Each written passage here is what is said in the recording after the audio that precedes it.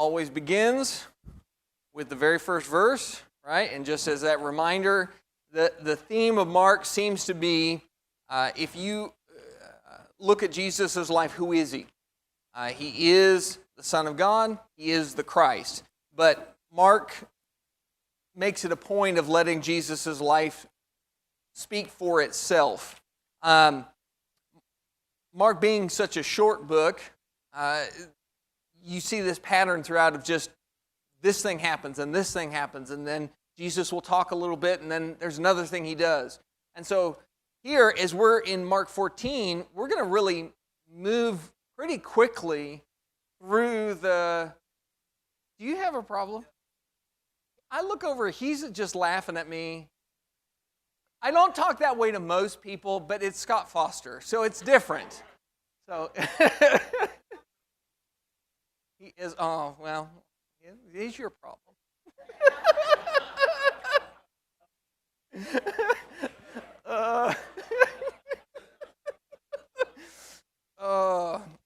Okay, so in Mark chapter 14, we're going to cover a lot of events fairly quickly, just because that's the speed at which Mark covers it.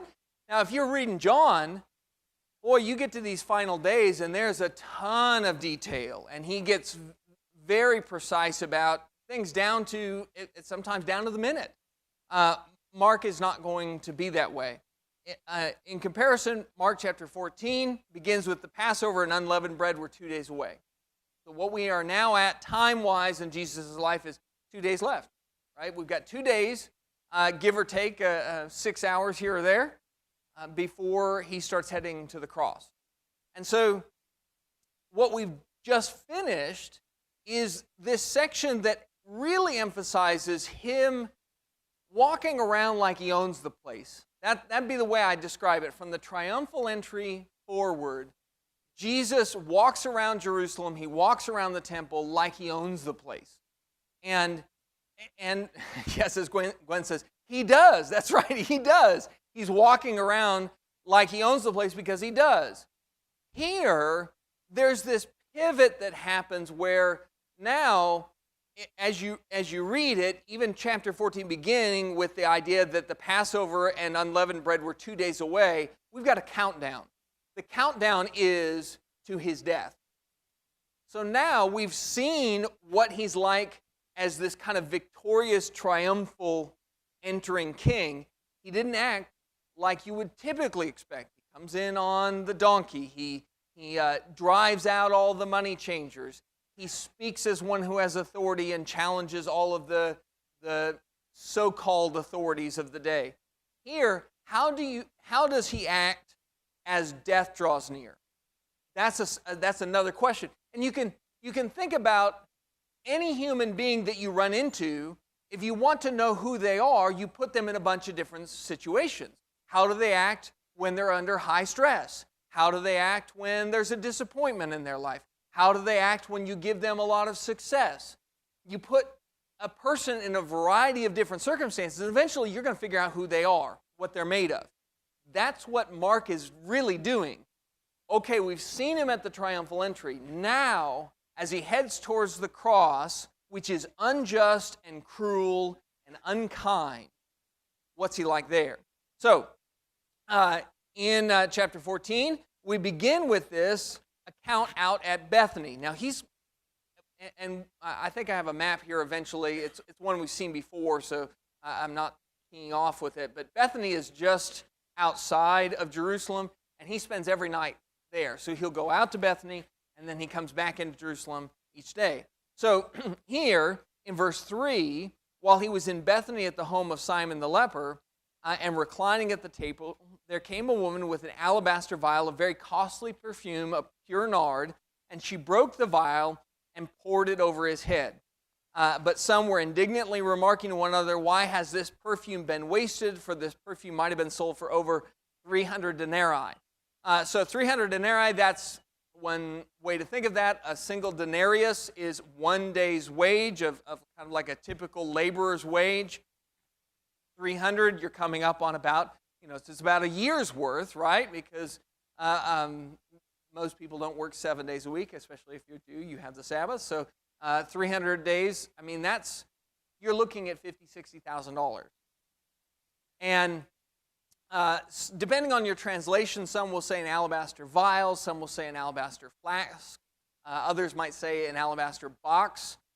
The idea of vial is, it probably didn't look like this, but this is what a vial is today. A vial is this container that's typically used for things like medicine and whatnot, and oftentimes it has a glass top to it that is broken off. Well, once you break that off, you've used it, right? Once you've opened it up, it's a one-time use thing. That's why they use the word vial here, is the translators are trying to give you the sense that this is an item that once you use it, it's kind of been used up. And so that's where it'll say an alabaster vial, and she broke it, right? Let's see here. And yeah, she broke the vial and poured it over his head. She's using all of it up. It may have been in an alabaster box that had been sealed a certain way. It might have been in like a small vase or container that was sealed that way. That part we don't necessarily know, but the idea of calling it a vial comes from the idea that it's a one and done deal. That's the idea. So here she takes it and she uses it as a one and done deal, right? She breaks the seal on it and she pours it over his head. So it's all used up. So $50,000 just like that. I mean, try and imagine something that somebody would do where all of a sudden $50,000 is just burnt. It's just gone. You imagine having a bonfire and lighting it with $50,000 in bills. This is a kind of a shocking event, and it's extravagant. And so as this is happening, it's happening not in Jerusalem, but outside of Jerusalem. And we've got a couple of different things that happen. One, so this Jesus who has been so compassionate and caring and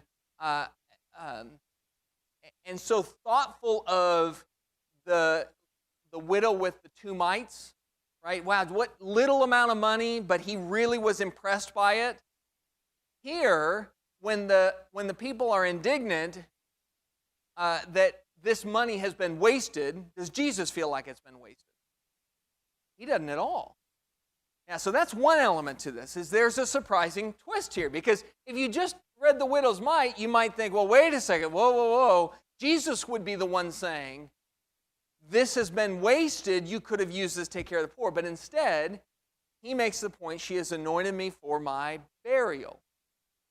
So that's one aspect of it, is he is willing to accept this level of honor. And that's very kingly, right? He accepts this honor that is given to him and says, leave her alone. She wants to do it.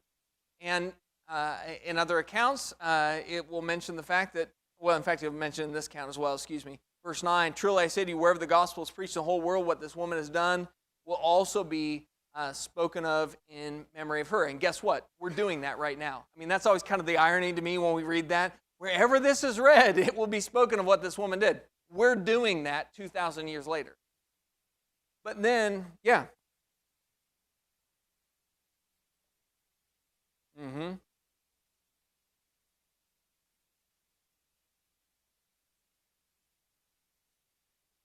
Yeah.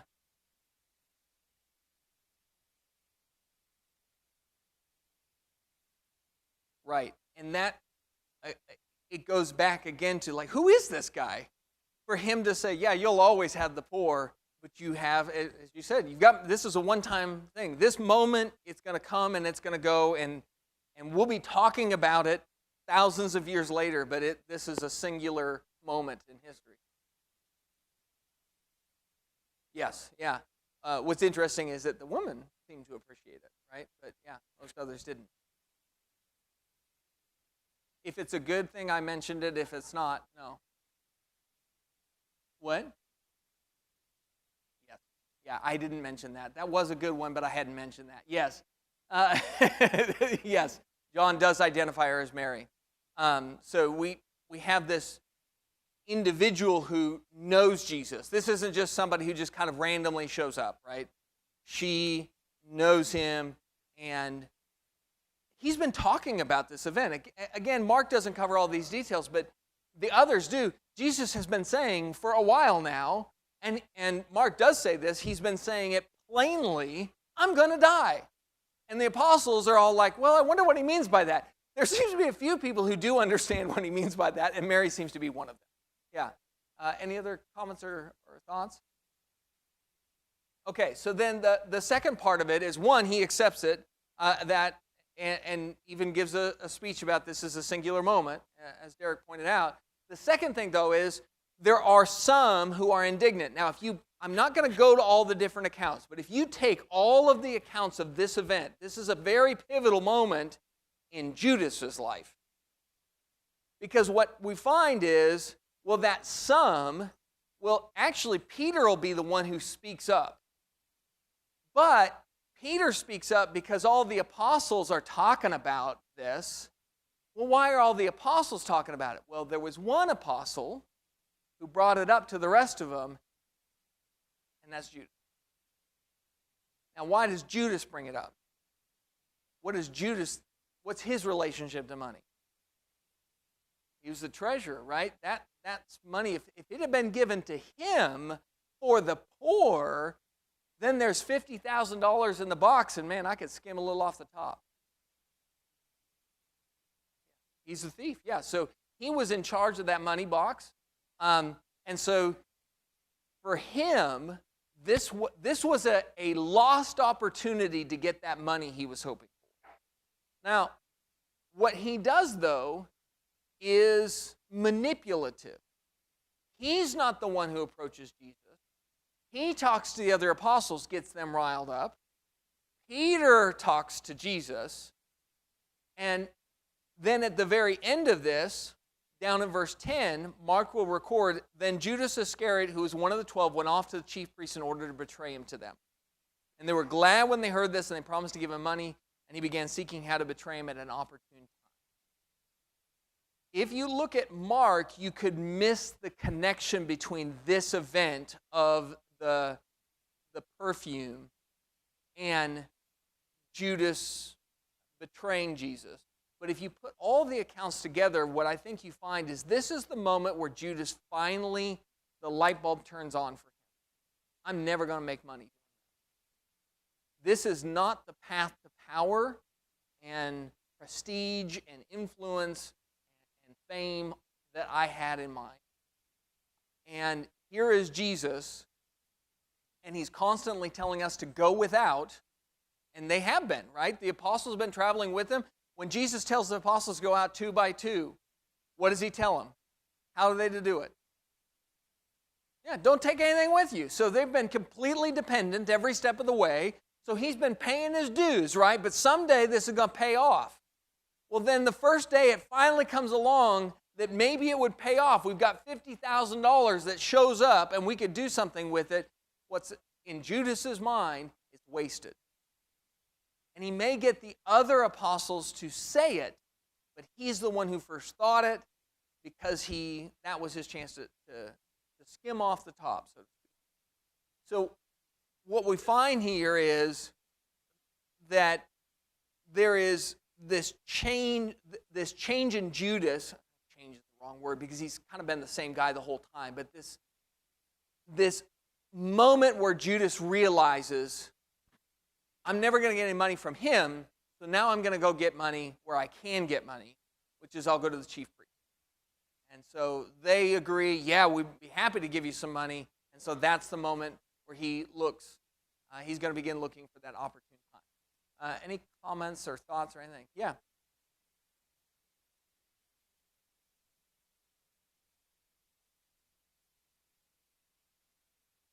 Right? Yep. Yeah, You're right. We don't get that inner dialogue. We just get the fruits, but you recognize him by his fruits. It's like, well, here's a guy. He was skimming off the top with the treasury, with the money box. The money is in his words wasted on anointing Jesus, and then he goes, yeah, this wasn't what I signed up for, right? I thought I would. And he's not the only apostle to feel that way in some sense, right? Because James and John, what do they ask of Jesus? What do they want? Yeah, we want to sit on your right and your left. And Jesus says, you don't know what you're asking, right? But the difference is that they still have in mind Jesus as king in his kingdom. They want to serve him. Judas, on the other hand, says, well, I'm following this guy because of what he gets me. And it's a different mentality. Yeah.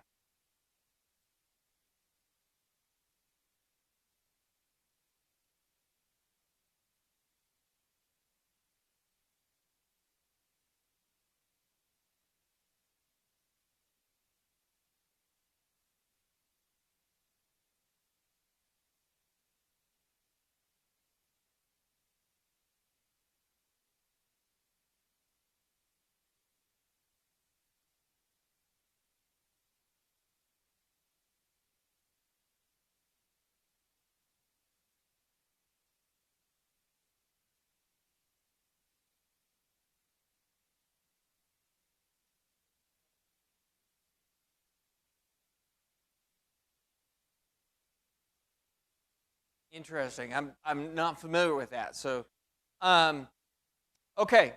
Any other comments or questions?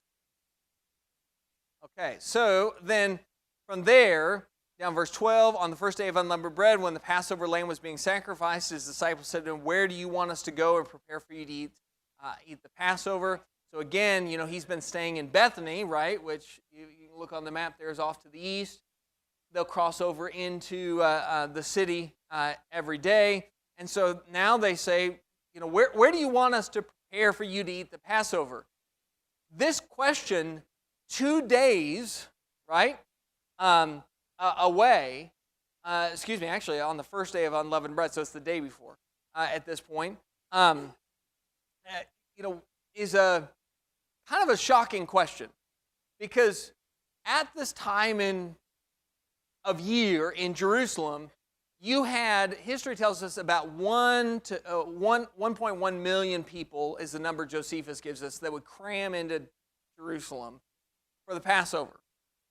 And so as you look at it, everybody's going to have to take the Passover, and of the vast majority of people are visitors to the city. You didn't just wake up and go, hey, where are we going to do this? You made plans ahead of time to be in the home of somebody who was a resident of Jerusalem. That was a typical pattern to it, or in one of the residing villages around, surrounding ones. Jesus hasn't done that. So this becomes another miraculous event in that he is just going to, with supernatural knowledge, tell them, go into the city. When you go, you're going to meet somebody carrying a pitcher. Follow that guy, and wherever he enters, say to the owner of the house. So you can just kind of imagine them going into the city. The guy with the pitcher. Let's see where he goes. So they follow him, and then you just knock on the door, and the owner of the house, you ask to talk to him, and what you say is, look, the teacher says, where is my guest room in which I may eat the Passover with my disciples? This is another interesting thing, because the title that they're to use in seeking out this location is, what are they to call him? Yeah, the rabbi, the teacher. That's right, the rabbi. Well, it's not a rabbi. There's lots of rabbis. There's lots of teachers. But it's the teacher. And, of course, the owner of the house ends up giving it to him. Now, there's a lot we do not know about the owner of this house that I have some questions. But it seems to be that this person knew enough about Jesus that when you say the teacher, he is ready and willing to offer this up to Jesus. And so, again, there's this tie to Jesus acting like he owns the place, right? So he's accepted the honor of the perfume, of anointing. He has not worried about preparing for the Passover like the average person would. But you think about it, like if you are Solomon, go back to the days of the kings. If you're Solomon or David, how much time and effort did David probably put into making sure all of the preparations were ready for the Passover in the palace? I'm thinking not much. You're the king. You got people for that. That's essentially what Jesus does, right? Jesus just says, oh, go in, there's a guy, he'll have it ready. And so that's another element of things. And so verse 16, the disciples went out and came to the city and found it just as he had told them, and they prepared the Passover. But here, again, the title that's used is not the Son of God has need of it, or the Christ has need of it. The teacher. And if you want to know how Jesus is the Christ, he is the Christ who teaches. Right? If you want to come in contact with the saving blood of Christ, it's not some great massive feat you need to do. It's teaching you need to receive. Any comments or thoughts? Okay. So, yes.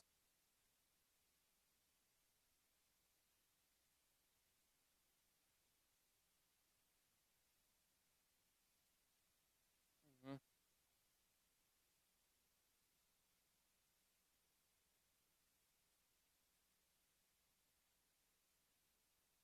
Yep. And it just was. Mm-hmm. Yes. Yeah, absolutely. And there's a lot of lessons there, isn't it? Right? Just follow the master. It will work out. And it did. And all of that. And, you know, this is why I have questions, right? Why was it already prepared? What was there somebody who canceled last minute, you know, who was going to stay there, but Jesus knew and God in his providence had that we don't know any of that stuff, but what we know is Jesus told him, go follow the guy with the pitcher, go ask, and it'll be prepared, and sure enough it was. So, yeah, there is that level of knowledge and that's both supernatural, which points to him being who he is, and also that level of authority of just, like I say it, and it'll happen. Just trust me. Right. Yep. Yeah, and that's kind of that Mark way of doing it, isn't it? Where he doesn't cover all of those little details that almost certainly were there, right? I mean, them coming up to him and saying, where are we going to eat the Passover? It's almost that like, have you thought about this? You know? But so anyways, there we are. Then, I think I'll back up. We're a couple more things with the eating of the Passover. When it came to evening, he's with the 12. He's reclining at the table. And Jesus says, truly I say to thee, one of you will betray me, one who is eating with me. And they began to be grieved and to say to him one by one, surely not I. And he said to them, it is one of the 12, one who dips with me in the bowl. For the Son of Man is to go just as written of him, but woe to that man by whom the Son of Man is betrayed. It would have been good for that man if he had not been born. What you have here is a little bit of Jesus whittling down who it is, because they sit down at the Passover meal, and Jesus says, somebody who's eating with me will betray me. Well, they all look around at each other, but then he says, it's he who dips with me in the bowl, right? Well, if you've ever gone with a big crowd to like Mexican food, right? There's more than one salsa bowl, right? So if you say, well, somebody at this table will betray me, well, that's that's the whole table. But if you say, he who dips in the salsa with me is going to betray me, you say, oh, well, now we're down to a smaller group of people. That's what Jesus is doing. And he's being specific, too. He says, oh, and by the way, it is one of the 12. Yeah. Mm-hmm. Yeah. Yeah. He says, yeah, you have said. Yep. Yeah, so Jesus, in this process of the Passover meal, knows what's about to happen. So that's one thing that Mark wants you to see. He wants you to see that Jesus knew what was coming. This does not catch him off guard. He's not surprised by it. In the same way that he knew what he was doing in preparing for the Passover, he knows what he's doing in preparing for his crucifixion. And the other thing is, if he knows what is going to happen, what's the logical thing to do if you know somebody's going to betray you? What does every other king in the history of the world do when somebody they find is going to betray them at their close inner circle? You get rid of them, and you get rid of them, right? That's how it's handled in every kingdom that's ever existed. Even in America, treason is still punishable by death. And yet here's Jesus. He sits down, he eats a meal with the man, makes it clear that he knows what the guy's going to do, still sits close enough to share the bowl with him, and then will later on say, what you do quickly. Why is that so profound to us? I mean, because it is profound, but what is it about that other than the fact that it's just, look, that's not what everybody else would do? What does that tell you about Jesus and his relationship to Judas? You have something else? That's fine.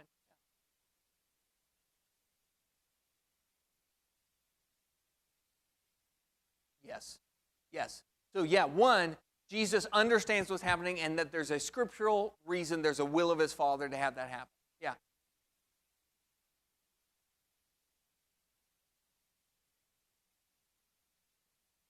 Correct. Yeah, he doesn't want to do it, but he's willing to do it. Yeah. You have something?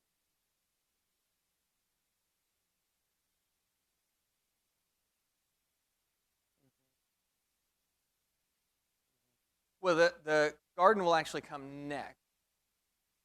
Garden comes next, but yeah, it'll come right after. But which tells you, though, still, like, the angst is there, like that him being torn. This is what has to happen, but this is not necessarily what I want to happen. Yeah, absolutely. Any other thoughts or comments? Yeah.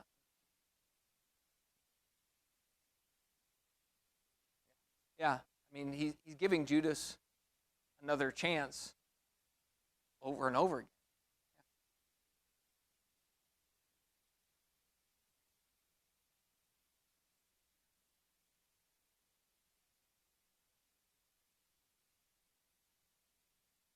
Yeah. Mhm.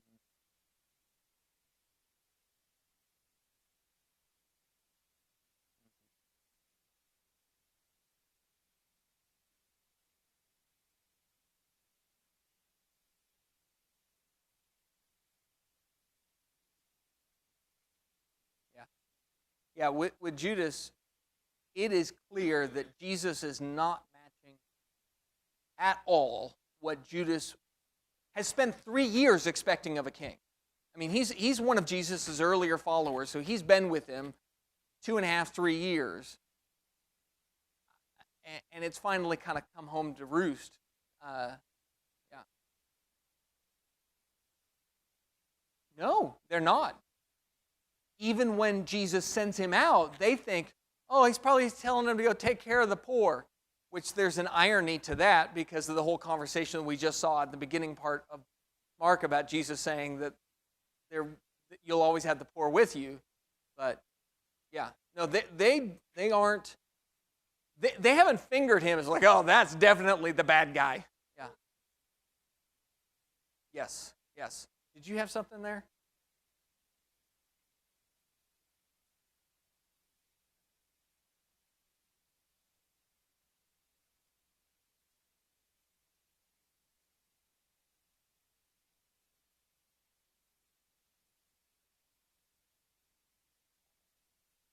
No.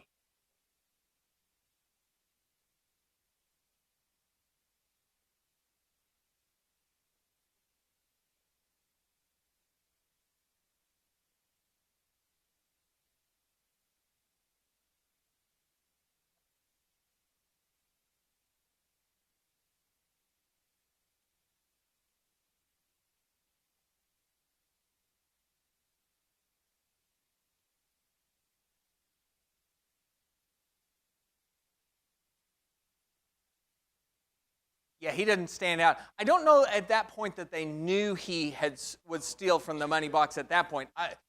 The text just doesn't tell us when that came to light. But again, to your point, he's kind of nondescript. He doesn't stand out as a bad guy. Yes, and then Zach.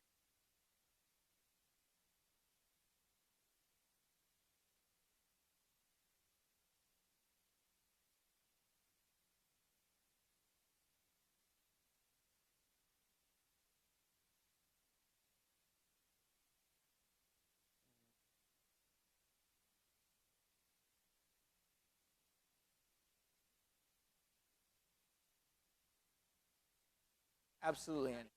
Yep.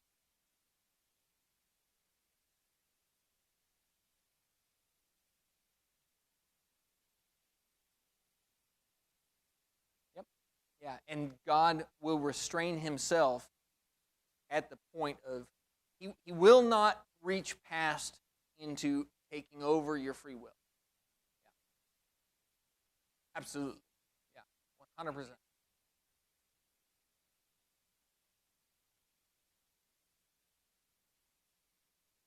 Mhm.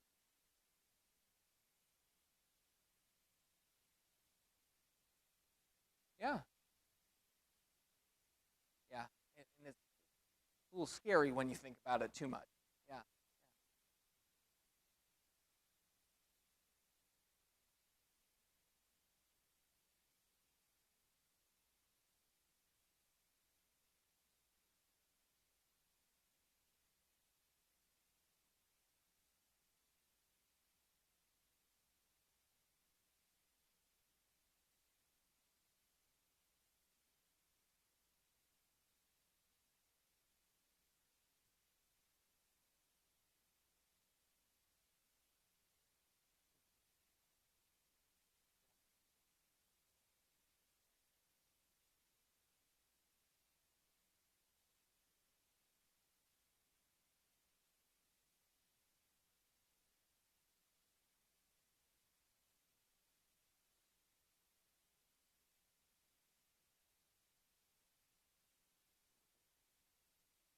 Right.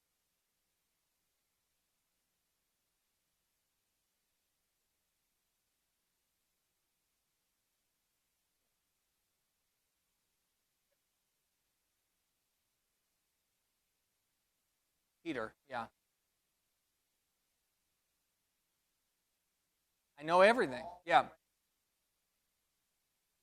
Well, if you go back earlier in Mark 14, right, down in verse 10 and 11, he had already made a trip to the chief priest, right? So there's already been conversations that have been had. And Jesus is saying, I know what you're in the middle of doing. You haven't betrayed me with a kiss yet, but I know the path you're taking. Yes, absolutely. And now you're just looking for the opportune time. And Jesus, instead of saying, I'm going to stop it and make sure you don't get that opportune time, which is what any earthly king would do, Jesus says, I know it. Whatever you're going to do quickly. Yeah. Mm-hmm.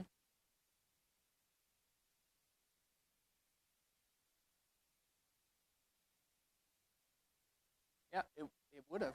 Yeah, I had never thought of it that way. But yes, if it didn't happen, Judas would have been let off the hook as well if Jesus didn't go through the crucifixion. Would have changed things quite seriously. Yeah.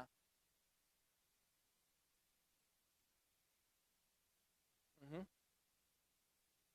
He knew.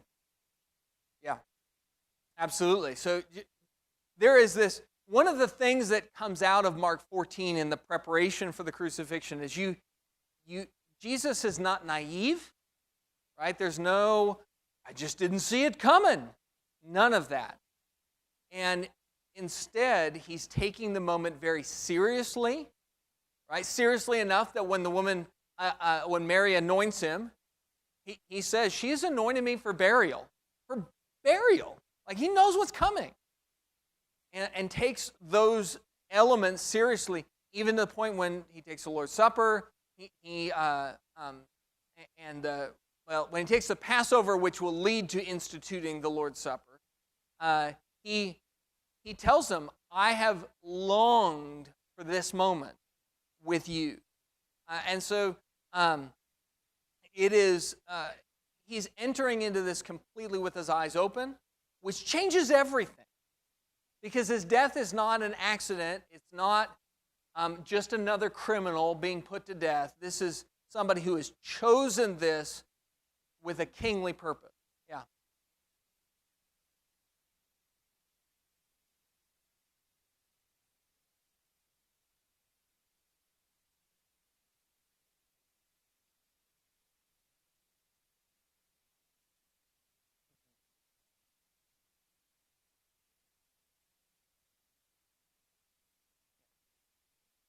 Yeah, absolutely. It's also interesting, that verse where it talks about Satan entered him, sometimes gets used to take Judas off the hook, okay? Which I just want to clarify for a second, which I don't think that's what you're saying. But Judas, that's the point when Satan enters his heart. But what did we read already happened earlier in Mark 14? He already went and looked for money. Satan just put gas on the fire of he can only enter into a heart that wants to have him enter, right? So you don't need to worry about, well, can Satan, how much power does he have? As much as you give him. That's, yeah. So, you're right. I mean, at that moment when he hands that morsel to him, and again, that's compiling several of the accounts together, but some very, very pivotal things happen here. So Jesus will then institute the Lord's Supper, and then he gives us this pattern of how to do it. In verse 22, he'll start by telling them to take of the bread and eat. This is my body. Now, we take unleavened bread on Sunday. We use unleavened bread. It doesn't say unleavened bread. Why do we take unleavened bread? Why is it only unleavened for us?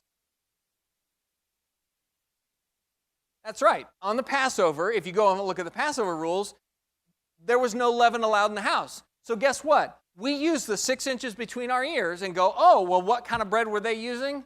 Unleavened. So when we take the Lord's Supper, what do? Unleavened. You do this sort of stuff of using your brain to understand the Bible all the time. I just use that just as a reminder that putting ideas together, that you have to look at this first and then look at this first and put them together and come to a judgment, that's something that we have to be prepared to do as Christians. It comes with the territory. So in the same way, here, Jesus, when he tells them how to do it, he'll simply tell them, as often as you do this in remembrance of me, but he doesn't tell them how often to do it. So guess where you're going to have to go to figure out the often? You're going to have to go to the Bible and go to another verse, right? And so you then go over to Acts, and we see in Acts chapter 20, the often is the first day of the week. So in the same way that we go to another verse to figure out that it's unleavened bread, we go to another verse to figure out that it's today. But he makes it very clear to them that he's going to die, right? And his body is being sacrificed for them, and his blood is being shed for them so that they might have a new covenant. That's a big word, because circumcision in the Old Testament was told to the Jews is the sign of the covenant. Jesus is saying, I am starting a new agreement between God and man. And this is, he's instituting this, and he's pointing towards this as he heads to the cross. What's the cross going to do? It's going to change everything. Yeah. So that statement that his blood is the blood of the covenant is a pretty big deal, because if you were a Jew and you hear the word covenant, you think, well, Moses' covenant. And so now here instead Jesus will have his covenant instead. Any comments or questions there? Yeah.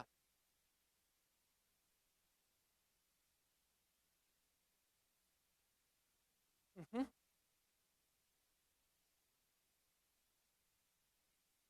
Yep. Yeah, absolutely. Jeremiah did. Moses even said, look, that when the Christ comes along, listen to him and not to me. I mean, just follow him instead. So throughout the Old Testament, this idea that there would be a new covenant was there, but, I guess hindsight's 20/20, right? Just like for us, there are things that we miss until we look back on it later. The average Jew didn't understand that. In the same way, too, they didn't understand that he was going to have to die, even though Isaiah 53 pretty clearly makes the case that the Christ would have to suffer and die. Okay, from there, he will warn all of the disciples that they're going to strike down the shepherd, and what's going to happen to the sheep? They'll be scattered. So he tells all of them that. But then he's specific with Peter because, of course, Peter's the guy's like, oh, you mean everybody but me, right? That's right. And he goes, no, I mean you too. And he says that you are going to deny me 3 times. In other accounts, he will mention the fact that he has prayed for Peter, which I think is a beautiful, beautiful thing, to think that Jesus knew he would fail, and yet instead of saying, well, he's going to fail me, so off with him, I'm done with him. Instead, knowing the failure was coming, he prayed for him. If you ever needed proof that you can fail and still be loved by God, yeah, just look at Peter. Jesus knew the failure was coming, and yet he doesn't reject him. Instead, he prays for him that he would come back and encourages him to do so. So, yeah.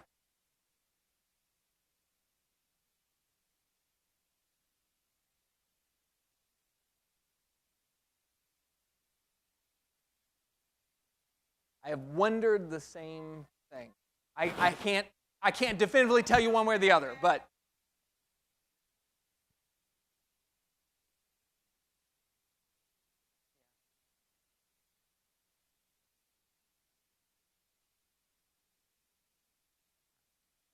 we can know this. We know he prayed for Peter, who would fail, and we know that he warned Judas, who was about to do something evil. Like, the love was clearly there, even with the one who wouldn't come back.